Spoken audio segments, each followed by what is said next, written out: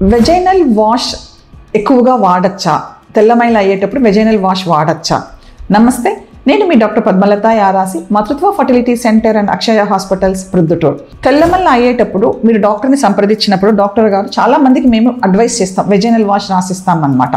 కానీ పేషెంట్స్ ఏం చేస్తారనంటే మేము రాసిచ్చినప్పుడు వాడుకోవడమే కాకుండా అదేదో చాలా బాగా అంటే అదొక మిరాకిల్ లాగా పనిచేస్తుంది, మన ప్రైవేట్ పార్ట్స్ మనకి హెల్తీగా పెట్టుకోవాలనేది డైలీ యూజ్ చేయాలా అని ఎవ్రీ డే దాన్ని వాడుతుంటారనమాట. డాక్టర్ ఎప్పుడు చెప్తారు, మీకు ఇన్ఫెక్షన్ వచ్చినప్పుడు మాత్రమే మేము అడ్వైస్ చేస్తాం. నార్మల్ లైఫ్లో day to day vaginal wash వాడాల్సిన అవసరము లేదండి.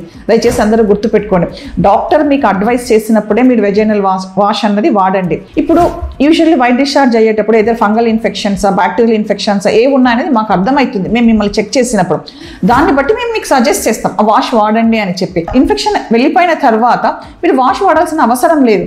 దానివల్ల ఇంకా నష్టాలే తప్ప లాభం అయితే ఏమి ఉండదండి. సో డాక్టర్ గారు ప్రిస్క్రైబ్ చేసినప్పుడు మాత్రమే మీరు వెజైనల్ వాష్ వాడండి. Thank you so much.